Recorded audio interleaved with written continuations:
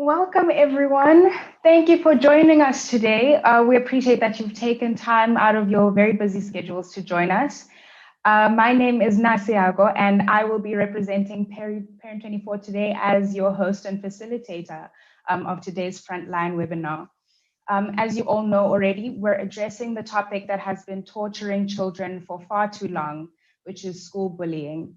Sadly, this topic has been covered by Parent 24 for years, but with the recent spotlight that has been shone on the issue after the recorded bullying incident of Lufuno Mabunga turned fatal, we at Parent 24 thought it would be constructive to sit down and have a candid conversation about the issue and possibly find answers to the question, what can I do to prevent another tragedy? So joining us today, as you can see, we have four lovely professionals who are local and have special interest in this topic. We have our legal expert, Kwaita Velum, who has allowed us to call her by her nickname, Coco. She is a legal expert from Law for All. We have our emotional well-being expert, Kate Trigan-Rowe. We have Phakama Sibango, who is an educator at Fisantagral Primary School. And we have Tina Diart, who is from the 1000 Women's Voices organization, who has recently relaunched her anti-bullying program. Welcome all. So let's get right into the Q&A without further ado. Just one last thing is feel free to interject, comment, and question. This is just an open conversation that we're all having. So let me start with Phakama. Just to provide some background of understanding on the topic as an educator, could you please paint a picture for us about what is actually happening in schools from a bullying perspective and what is allowing bullying to take place?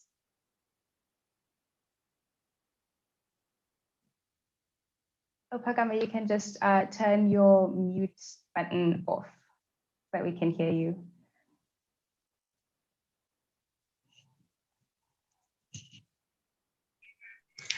Hi, everyone. Great, thank you. Can you hear me? Can you hear me? Perfectly. Yes, Oh, okay. Great. My name is Phakama. I'm a teacher by profession. Bullying takes place at school because we have different learners with different characters. So, and also most of the time the school doesn't address bullying like in the appropriate way. They just lay it off. And then most of the time it happens during breaks, which means the teachers sometimes are not aware the bullying is taking place because most of the time it happens during break and when they are rotating to other classes, changing periods, that also take place. But the learners don't speak about it. They are not open about it. So it is rare for a teacher to find out there's a learner being bullied in class. So it's a very challenging topic. And then it's a very challenging and very tricky to address it. It takes someone with guts to open up about it. So there's so many incidents that I have witnessed happening at school.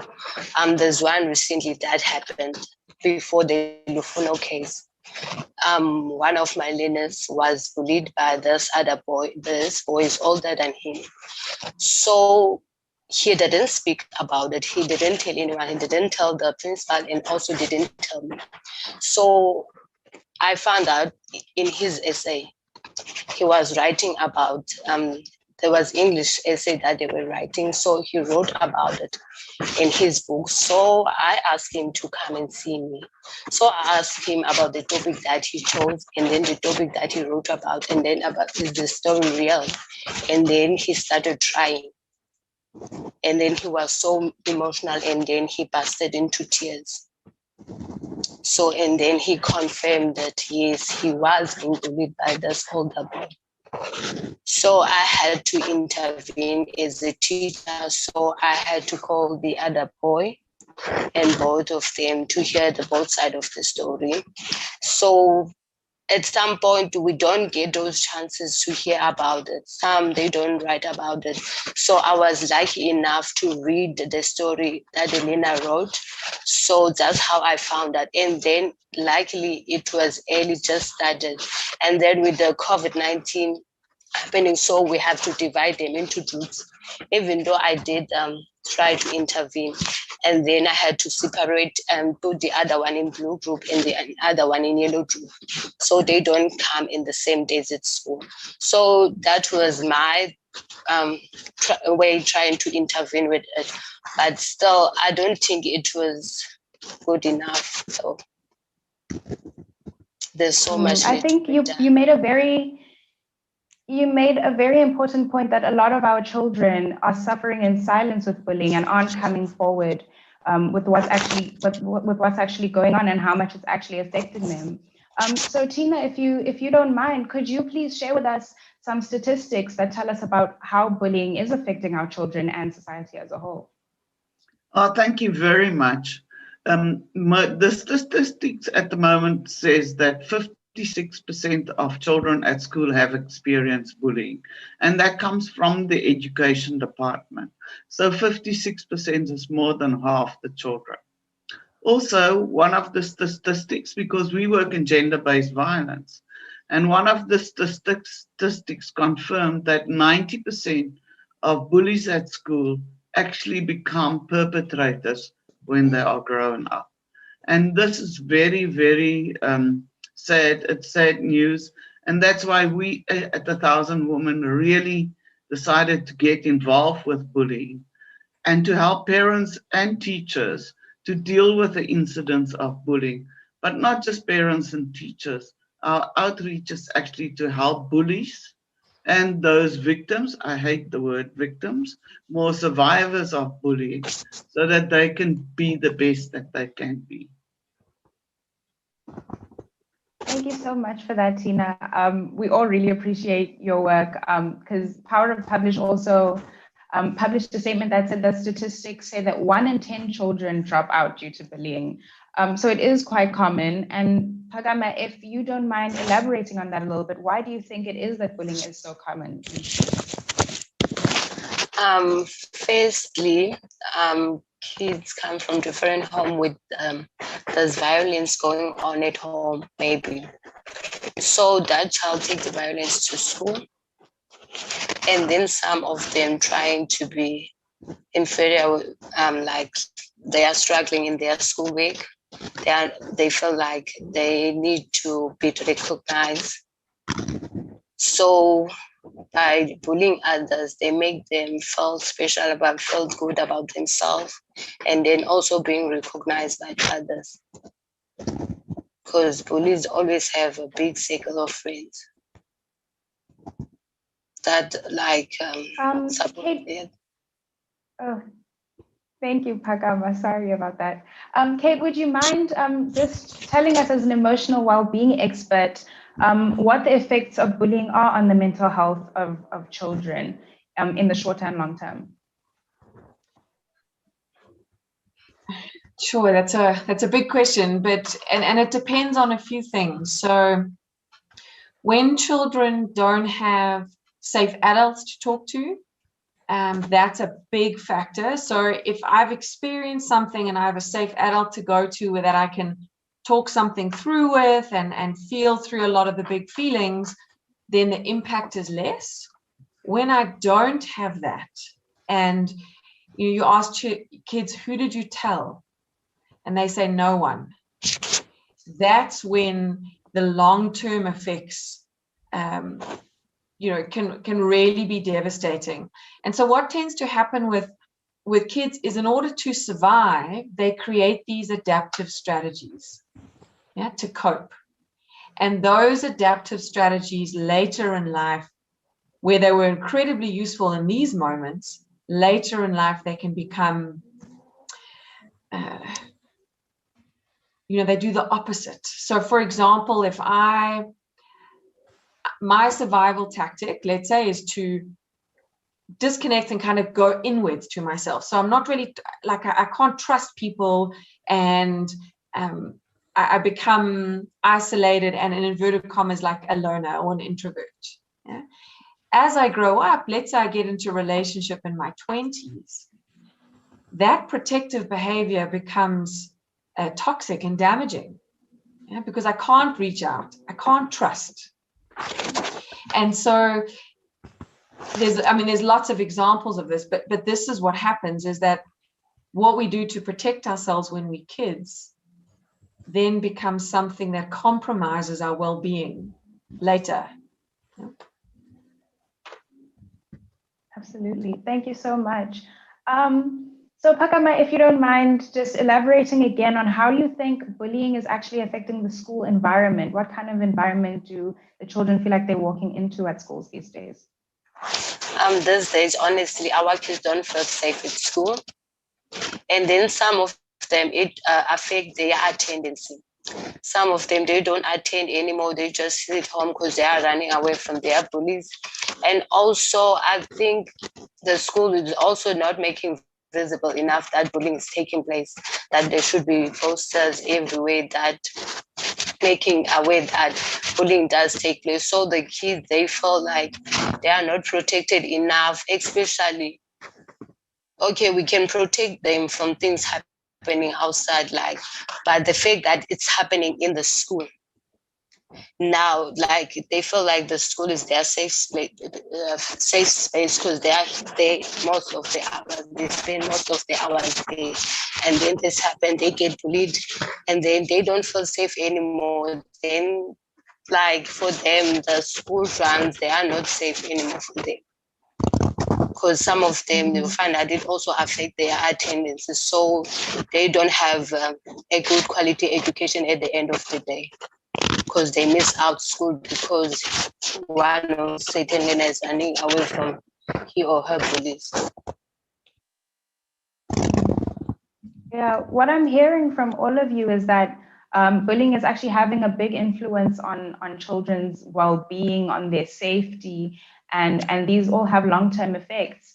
So that's why I think it's important that people are doing work such as Tina is doing, where you open up campaigns to help create awareness.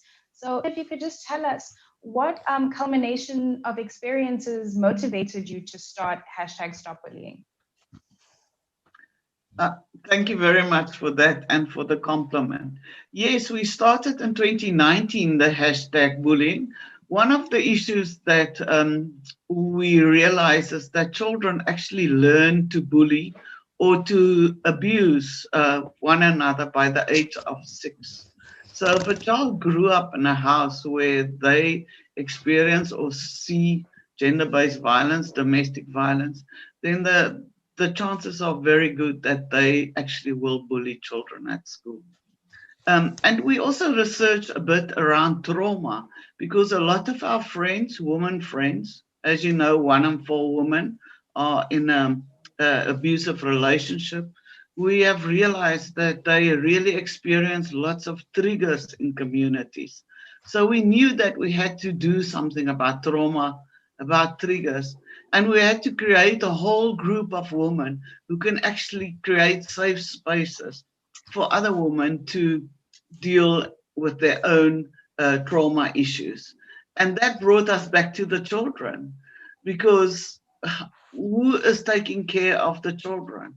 And we first started off with encouraging parents to talk to boys, parents to take part in the trauma volunteer training so that they can actually help their children.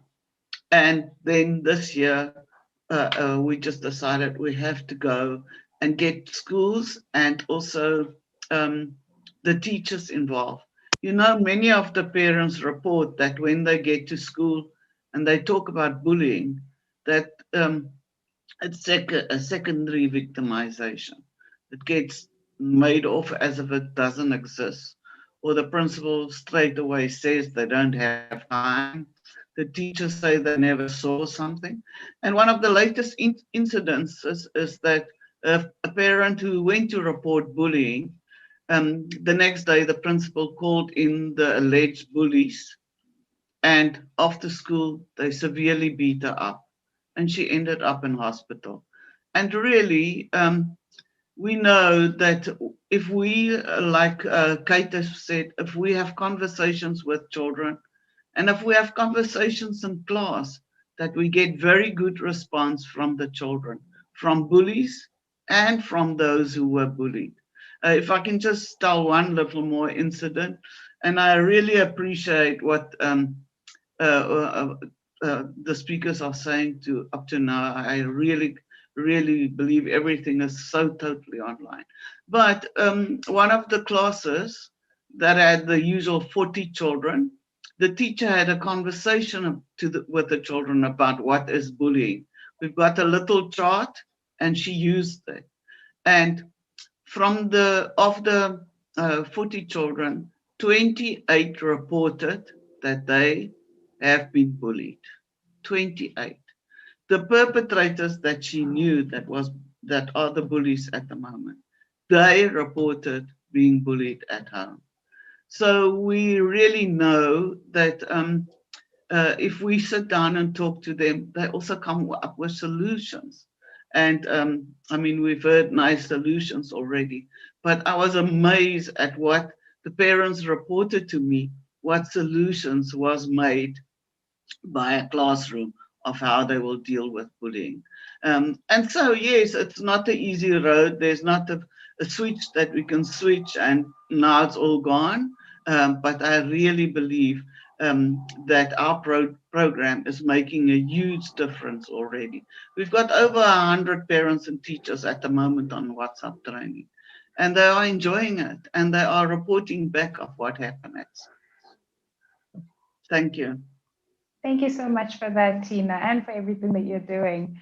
If I could just pivot a little bit to Coco, as a legal expert, can you please provide some clarity about, what parents and children should know about what laws there are that protect children in South Africa? Definitely. Good evening, and thank you for having me. Firstly, what I want to say is parents or legal guardians of a child should actually report the bully to the school's governing body as soon as possible. The school then should hold a disciplinary hearing whereby they're going to call in the victim, the person that was bullied, as well as the parents, and then discipline the bully in terms of the school's code of conduct so that the bully may be suspended if that should be the last resort. We do have laws that do also protect children should it be that the school is not doing anything about the victimization. Firstly, we have the South African Schools Act. This law now stipulates that public schools governing bodies must compile a code of conduct, right? The school then should have specific procedures in place to deal with the bullying and also state what appropriate punishment should be adhered to. We also have what we call a Children's Act, whereby it allows the victim to bring in the case of a bullying to court. It's very important to note that the aim is not to punish the bully, but to actually rectify the harmful conduct. So the focus is more to restore the justice through specific programs and processes. For example, if the school is not actually doing anything about the bullying at school, that specific school could be held liable for any damage, injury, loss suffered by the learner in the public school. So, for example, if the school is aware of the bullying and the learner faces constant difficulties and the school is not doing anything about it, the institutions then can actually pay damages.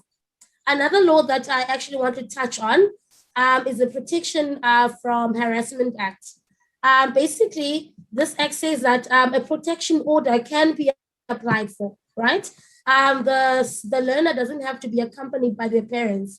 If the child can go and apply for a protection order in terms of Section 2 of the Protection from Harassment Act, the child can actually apply for the protection order without the assistance of the parents. The court can also order the bully to attend therapy for the sake of rehabilitation and not becoming a repeating offender. Another one is the Child Justice Act. It calls for what I've touched on before, it's the restorative justice. It does separate the criminal justice system for the children. Basically, it's a court, the act applies for the children's court. It divides the children into 3 categories. One is children below 10 years of age, and then children from 10 till 18, and people from 18 but under the age of 21. So basically, it looks at criminal responsibility that one is established when it comes to criminal capacity.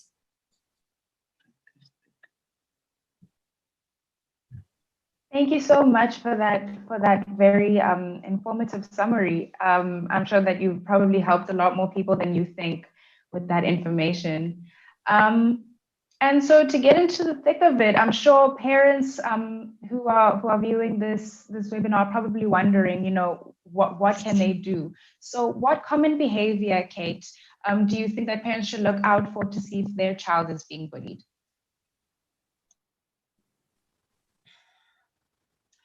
This is a tough one to answer because it depends on how the child responds, you know, and also we're not only talking about physical bullying these days, we're also looking at the cyberbullying.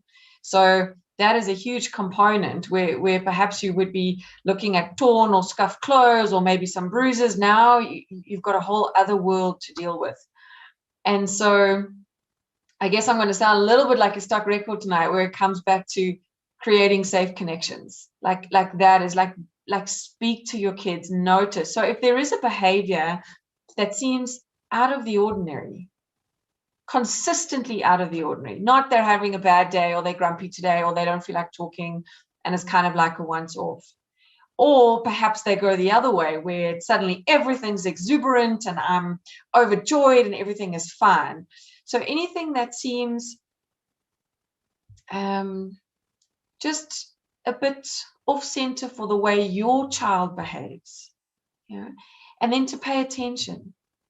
So behavior is motivated by something that's going on internally. Okay?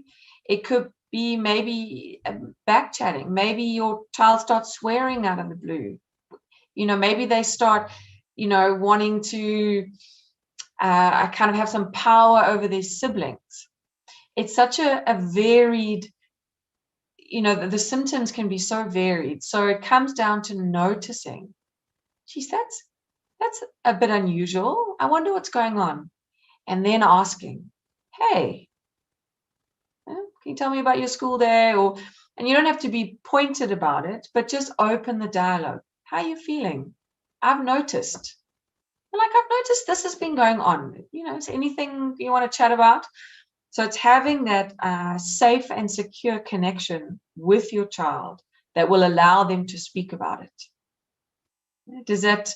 I know I wish I could give you a list of things, but unfortunately I can't. It's a bit more intangible than that. No, I think it is about the paying answer you attention. the answer you gave is perfectly realistic because truly no child will ever react in the same way. So I think parents will keep a little bit more of a sharp eye out. But what you did say that was interesting is that there are so many forms of bullying. There is verbal and physical, social, and now even cyberbullying with social media's presence. So maybe Tina, maybe you can shed some light on how will a parent or teacher know when to consider the situation serious enough to warrant stepping in with all these different forms of bullying that exist? First of all, when the child speak up, I think then, first of all, relax, take a moment and probe a bit more and find the right way, but without reacting and getting and rushing off to school. First, just talk to your child. First, like we were saying, create that safe space so the child feels it can share with it what is happening. But also what I said, always go back and ask, how do you feel about it? One of the issues that parents are reporting, for example, we would say financial bullying, but kids lose all their things, their cell phones, they lose various things at school. And it could be a sign that one of the bullies are distorting their pocket money, their cell phones, bags, whatever, nice running shoes. But we see, especially with IT, the cell phones, that they get stolen and disappeared. And then the other thing is they turn up at home and they've got marks of being in a fight, been cut by a knife or something like that. We see that with boys around the age of 15 and higher, the knife cuts, or lots of bruises, not always on the face, because it's the same with women. They usually go for the body and they kick them and things like that. So also, if you see a bruise, try and once again create that safe space and talk to your child about how it has happened. Okay, some of us are falling over our own feet. We know that, and kids play rough sometimes. But you will see maybe that it happens more than once. And then to, again, probe. I myself, the first time I heard about bullying, I was like, oh, yes, like, let me do something. I will go kill them all tomorrow kind of thing. And it's the worst thing you can say. And I very quickly learned that I have to say, thank you very much for sharing this with me. And I have to ask, what would you like me to do? The children will always say that they're not going to, don't go to the school. Please don't tell the kids. And we know that the kids will bully them again if the school does not do something about it. But on my groups, I say to the parents, number one, before you talk about your child and who bullied him or her, please first ask, where is the rules of the school? What are your policies? Where do people report bullying? And if they report, what will happen to the bully and what would happen to the person who reported the bullying? And also, is there a group of children on the school ground that are vent buddies, that are the positive leaders that can be identified so that children could speak to them as well? Because they don't always want to speak to their parents about it. If there's not a safe space and it's not been trusted in home, they most probably wouldn't find a school a safe place. But fantastic for that one student who wrote in their essay, what a beautiful place to actually speak out. And just one more thing, it's about the bully as well. We have seen that when we make small groups and classes, the bullies would stick together. They would go sit in a group because they are the machos. And one of the teachers reported how she positively influenced those bullies to actually stand up for the rights of the other children in the class. When they see them being bullied by older children, that they would actually step in and they would come and report and tell them about. So they're like a bully hero in the school. And that for me is like a great intervention. Now, a lot of parents on the group, their children are the bullies, and that's even worse because you're afraid to get out of the car in front of the school because everybody by now knows your child is the bully. So what do you do? And again, you can identify by seeing them bringing all things to home that they don't usually have. And again, it's how can we influence them to be positive leaders in the school and not be the bully. Mm-hmm. I agree. I think I want to touch on slightly before we move on to that part. I think I want to touch on slightly what has been coming up about creating a safe space for a child and creating open communication for your child. So Kate, if you wouldn't mind elaborating slightly, how do you think one parent could provide support for their child who is being bullied and could create that safe space and common ground? So I'm going to kind of circle back to something Tina said there, which was is how you respond is important. And responding is not fixing. Yeah, that's our natural instinct with kids. Like, I've got to protect them and I'm going to go and fix the situation. And that often isn't what is needed. So there's a few skills that go into creating a sense of emotional safety with a child, with anybody. But a couple of them are, the first is attunement. Yeah, and attunement means being, it's that being with someone, like really noticing what's going on for you, but being present with another. So when your child's talking, try and stay with them, not problem solving in the future. As soon as you're doing that, then you're not there with them. So that's like really just, it's hard. It's not easy when your child is hurting to not want to fix it.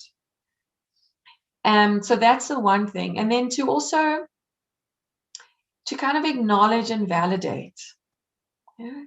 Which is just, all that means is I'm recognizing what's happening for you. We need to be careful not to minimize or kind of take something to an extreme.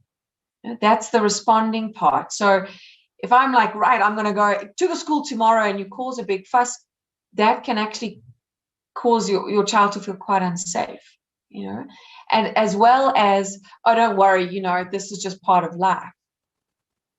That is very damaging, because now I'm vulnerable and I'm not being seen and heard. So those are a couple of things. And I think going back to what Tina said is, don't rush. Stay with it.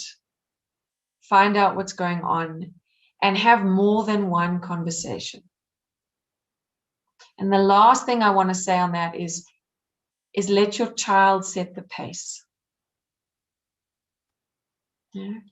We often want to know, okay, well, tell me more, and who's this child, and what do they do exactly, and how, and we get into this questioning, and it's a case of really just sitting back and saying, I'm with you, and we will go at your pace, and we will find a way together, the best solution, as opposed to the fixing and the wanting to make the pain go away. Thank you so much, Kate. I think you've made a lot of very important points. Phakama, if I could direct the next question to you, could you please answer, I'm sure, the question that is on many parents' minds, which is, where are the teachers when the bullying is happening? What is the school actually doing to prevent this from happening?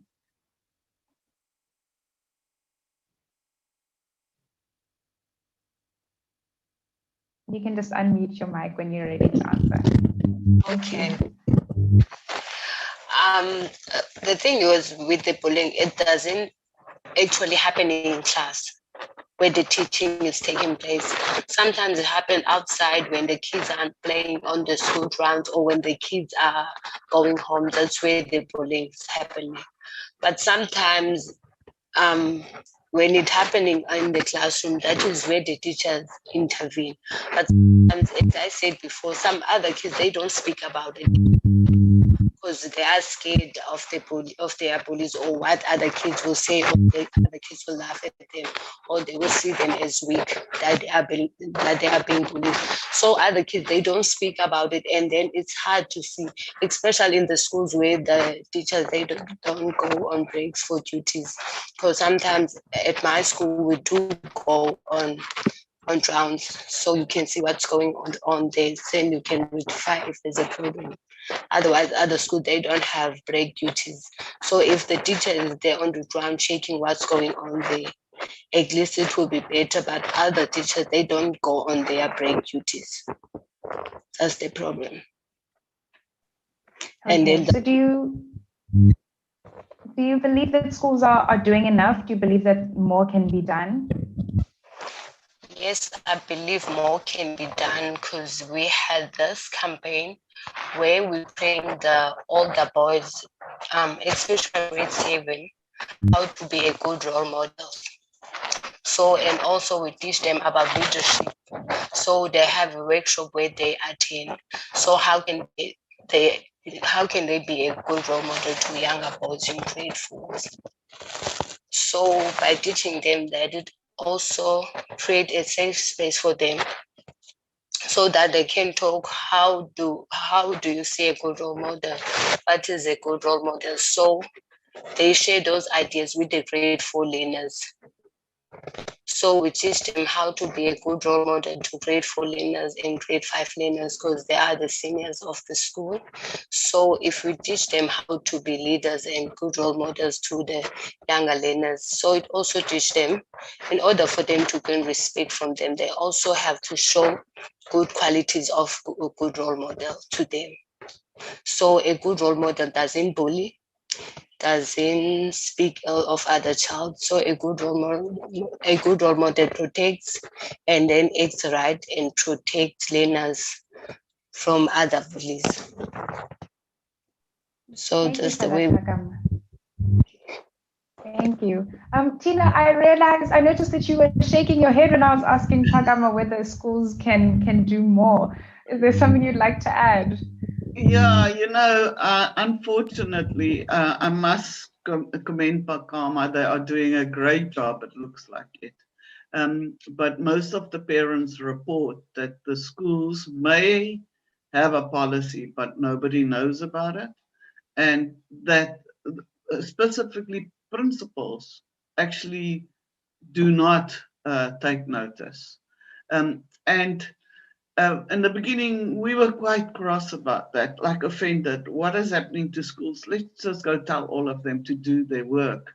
But then I realized, and my trauma expert explained to me, that a lot of them most probably also experience bullying, also have very traumatic feelings, and lots of this becomes triggers to them. And the same with the parents then. We ran a little program for boys, talking to boys, Make Time, we called it. And we had age appropriate learnings for them to understand what is consent, what is rape, and how you should respect yourself and the body of other girls, other people and girls. And the parents experienced so much trauma when they were talking to their children that we immediately again had to intervene and give them trauma volunteer tools. So first of all, to address their own issues around bullying, around gender-based violence, and then to be able to calmly address the issue that is on the table. And I actually think most teachers are in a similar situation. We have also heard about teachers who are being bullied by parents, are being bullied by children in the school. And when they report, the principal actually tell them to get a life and move on. So that is secondary victimization. So I believe we should all stand together. We should help principals because they shouldn't be alone responsible for this. But we should encourage that we discuss what is bullying in classes. And I know they do it, but they just run through it. It's like a workbook. You've done it. But to have the necessary discussions with children, with parents, and with the teachers, so that together we can actually address bullying in school. And let me tell you, we went to 4 schools in Limpopo. The principals were pulling their hairs out because they had very similar situations at their school as the Lafuna. So I don't think it's easy, it's something that we should just leave. And I just want to say to the parents out there, we are all with you. And I encourage you to do any of our trainings, the 1,000 Women Trust, and how, if you need to address triggers, how to make a safe space. You know, those other girls were standing there laughing and shouting and cheering them on in the video. Where are our children? How come they don't care for other people? And it's quite an effort to spend time with your children to teach them empathy, so that they feel and they support their friends in school. The parents are busy. Some of us work 2-3 jobs. So really, I feel that we should stand together and have conversations about bullying and gender-based violence. And now rape. Sorry, you pressed my button. But this last 3 days on TikTok, where 32% of the members of TikTok are between the ages of 10 and 19, 32%. Somebody launched a National Rape Day. It's supposed to happen on the 24th of April, and it's trending on TikTok. Obviously, the video was removed. Obviously, TikTok says it is a hoax, but it was there, and people are concerned. Women are concerned, and rightly we should be, because a rape is not a game, and a rape is not a joke, and a rape shouldn't trend as something that should happen. So, and that is what we have to talk to our children about. Our children must understand boundaries. They must understand consent. They must understand what is cyberbullying. If you watch parents on Facebook, you can't believe that they know the rules and that they are busy bullying everybody on the group. So yeah, it's something that we all have to work around. Thank you very much. Absolutely. I think what people often forget is that bullying is just such a broad topic. It has such a spectrum of incidences that can happen on it. And so I think also I might throw this back to you again, Kate. Given that it's important for parents to have conversations with their children, if you don't know whether your child is being bullied or is a bully, how is it that you approach having the conversation about bullying with them? I think there's many moments in every day where you can talk about elements around it. So Tina was talking about consent. This is a huge one. You should be talking about consent from when your babas are like 2, in different ways, So you see something, how does that make you feel? Did you notice how that happened, where that man shouted at or pushed, or did you see that, or did you see someone help someone else? Do you notice how they asked permission? So it's not only in the negative. Often we want to focus there, but if we also start highlighting the positive, most of us have some access to, either it's social media or it's a show we watch on TV. There are lots of examples, where you can open up a conversation, or even you can share what you think about something and how it made you feel. And then that opens up, space. They might not answer you right then, but it does start them thinking and having the knowing that they can then also comment or feel something. Often we get so blasé, oh, that happened. And we just, oh, that's just how it is. That's just how people treat each other. And so Tina's right. Unless we're pointing the stuff out and making an effort to say, how could we do that differently? It's not going to change. And it isn't in big workshops. Those are amazing and useful, but it is in these everyday moments that it matters. Because the conversation, we've been talking about it. It's so huge. To what Tina is saying, the fact that even happened, hoax or not, makes me feel sick, And so the way to counter that is every day reminding ourselves and reminding our kids of what is kindness, what are boundaries, what is the way to treat each other. And when you start looking at it like that, you're not thinking, flip, I've got to have this really big conversation on bullying. That's terrifying, It's terrifying for your kids as well. So it's just finding moments and being honest about how you feel about things. And then the more you do that, the easier it will come. And it's the same as, I'm just going to last point, same as what Tina was saying, in classes. We must be having conversations about this often. Tina, I'm also getting, you can feel, we're passionate about this. Thank you so much. Thank you so much for your passion too. We really appreciate having people who are passionate about important topics of this nature. So moving on to what Tina touched on earlier about the bully itself and the misconceptions surrounding, what a bully is and how a bully should be treated based on what it is that they've done. Kate, and maybe also Tina, you can contribute to this answer. What behavior, should we look for in a bully? What motivates a bully? And even maybe you can touch on whether it's more likely to be girls or boys, or whether, we should be looking at specific characteristics to see whether someone is being a bully. Okay. I would say, go, sorry. Tina. No, you go. I'm going to go on. Yeah, thank you. From our statistics, definitely far more boys that are bullies than girls. And to tell you the truth, lately I've been really shocked about the incidence of girls. It seems like on the social media, on cyberbullying, that they are actually stepping up and they are really performing on social media.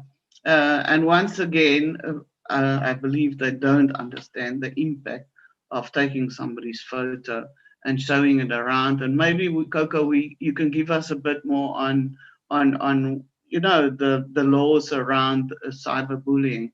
But really, to me, it is boys more. The bullies, again, they come home with things that's not theirs. That's one of the things we see a lot of cases, specifically where the bully feels neglected and all the others then have more than what he has. And unfortunately in South Africa, it is, our schools are like that. Some people have lots of nice things and the others have got very, very few. I also think for a parent, you kind of know your child is arrogant. And there's a big or a small line between being arrogant and just being a good guy. He's good in sport, he's good everywhere. So he's got lots of confidence. And it's again of managing that, where your confident child doesn't become the bully. But I also think that most women know about bullying in their houses, and they know that the father or a grandfather or a community member is bullying their child. They see that, and it's difficult to address, but I really believe that if in your house people are being bullied, that you have to take action. You have to speak out. And sometimes people don't speak out because they might get the blows at home. So there is help out there. There are various organizations that will support you. There are helplines, even for the children. There's a helpline at school. With the education department, they should phone those helplines and get some advice or discuss it with a vent buddy, a friend who you know and you trust, and is that safe space, so that again you could get the affirmation that you are thinking your child is a bully. They will know. They will know. Your friends will know. Right. So yeah, it's about again conversations, having those conversations, and Great.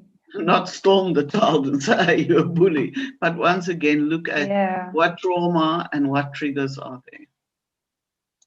Absolutely. And Kate, maybe to round off what Tina's saying, could you maybe give advice as to how parents should deal with the feelings of thinking that their child is a bully and that their child has been the one in the wrong?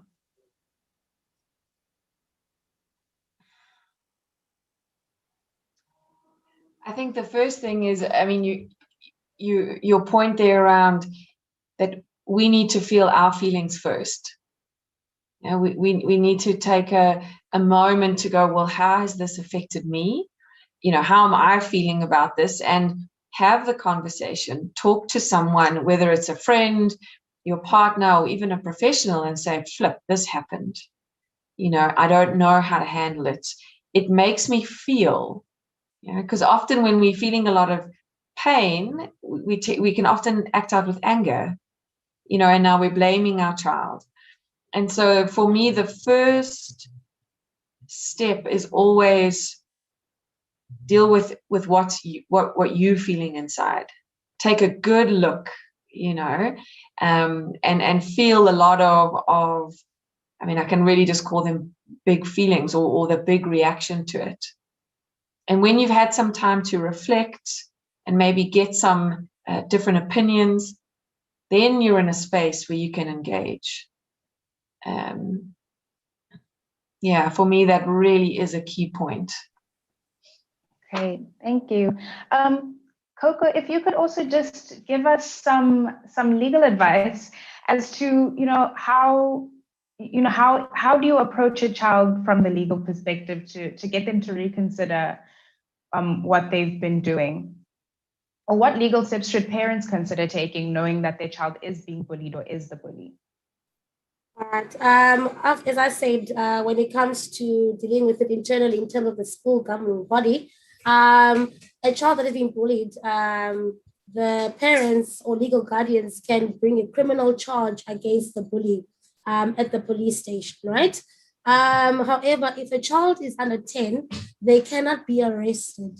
However, this doesn't mean that the child will not face any consequences. Ultimately, parents can sleep easily knowing that there are various laws that protect the children.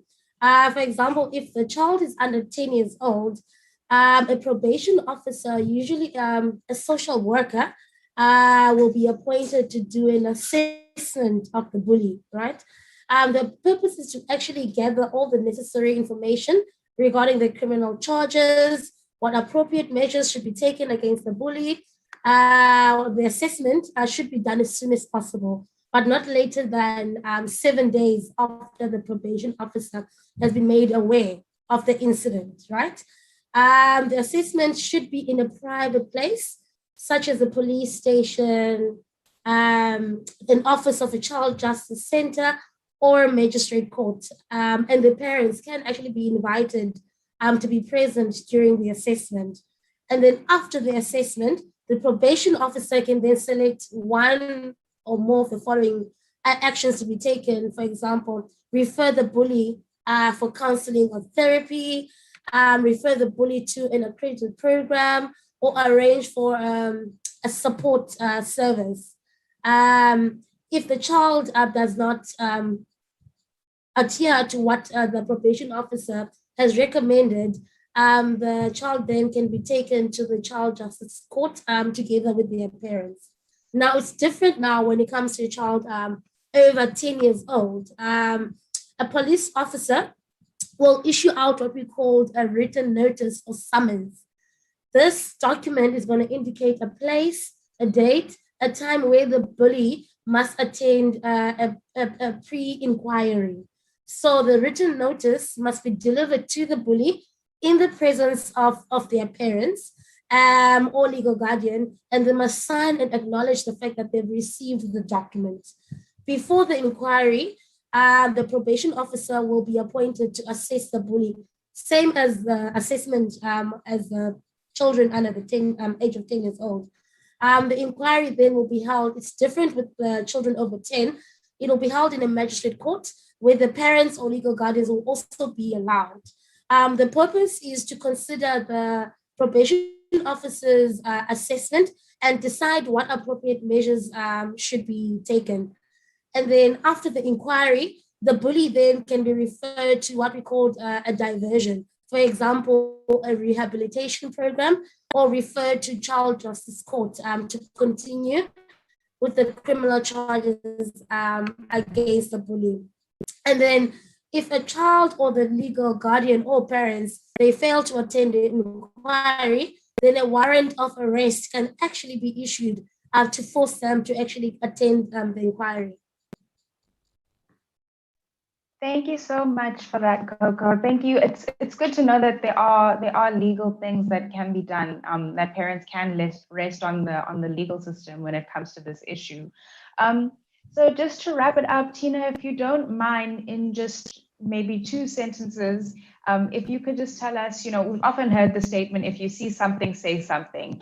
But if you would like parents to take anything from this webinar at all in one sentence or less, what is it that you would like them to take? Talk to your children, make time to talk. And we've today had very, very good ideas that was thrown around. But number 2, okay, when they tell you something, you have to do something, even if it is just listening. So all the best. They can obviously join 1,000 Women Trust. We can talk more about it. Great, thank you so much. Are there any closing remarks that anyone would like to put forward? The floor is open.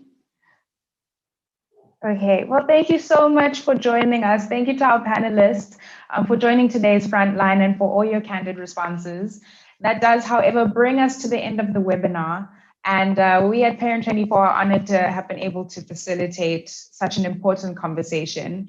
We hope that you've taken as much from it as I have. And if any of the viewers have questions, feel free to drop us an email at chatback@parent24.com. That's chatback@parent24.com. Thanks again to our viewers for joining us. And remember, if you see something, say something. Bye. Enjoy your evenings. Bye.